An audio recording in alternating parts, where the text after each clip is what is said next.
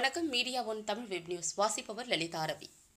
தாளவாடி அருகே திகனாரை கிராமத்தில் கன்றுக்குட்டியை கடித்து கொன்ற புலி, பொதுமக்கள் அச்சம்.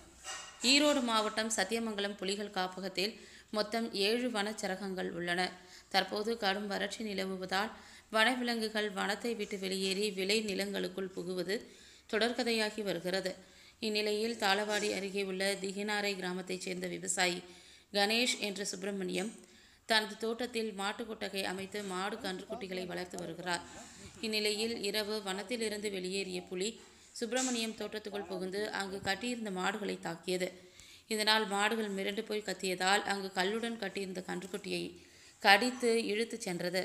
மாடுகள் கத்துவதை கேட்டு ஓடிவந்த சுப்பிரமணியம் டார்ச் லைட் அடித்து பார்த்தபோது கன்றுக்குட்டியை புலி கடித்து இழுத்து சென்றது தெரிய வந்தது. இது பற்றி வனத்துறையினருக்கு தகவல் தெரிவித்தனர்.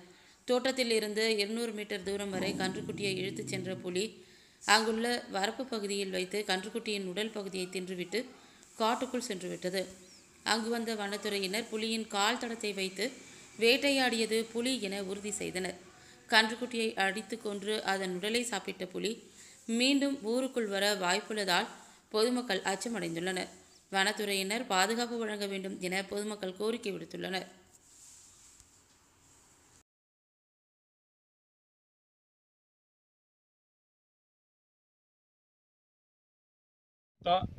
திகனார கிராமம் மல்குச்சூட்டில் இருக்கிற விவசாயியான எங்களுக்கு ஒரு நாள் ஆட்டை பிடிச்சது, ஒரு நாள் கண்ணுக்குட்டி பிடிச்சது, மறுச்ச நாள் மாட்டையே பிடிச்சிருச்சு.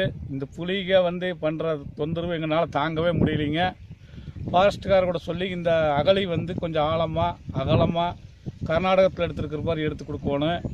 அதை விட்டு எங்களுக்கு யானை புலியெல்லாம் வராமல் கொஞ்சம் நாளைக்கு இருந்து பாதுகாப்பு பண்ணி கொடுக்கணும்.